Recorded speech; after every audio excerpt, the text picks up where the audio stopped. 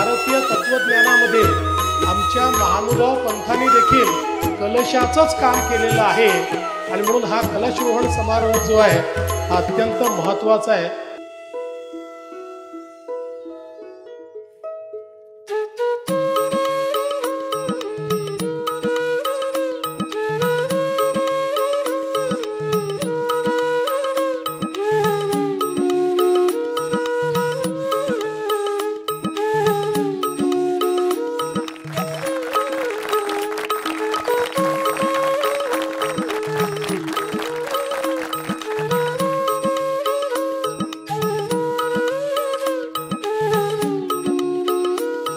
ज्या मराठीचं साहित्य इतक्या मोठ्या प्रमाणात रिद्धपूरला निर्माण झालं आणि आजही आमचे जे महानुभाव पंथाचे महंत आहेत हे जेवढ्या मोठ्या प्रमाणात या ठिकाणी साहित्य तयार करतात तेवढं इतरत्र होत नाही।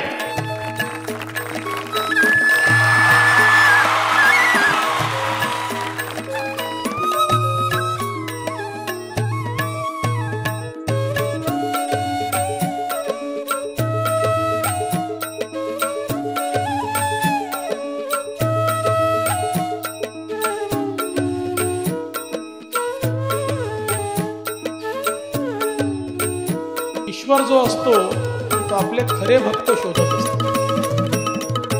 जी मूर्ती स्थापित करण्यात आलेली आहे ती इतकी सुंदर आहे, त्या मूर्तीकडे पाहिल्यानंतर प्रत्यक्ष भगवंताचं दर्शन त्या मूर्तीमध्ये आपल्याला मिळतं आणि आपली नजरच हटत नाही।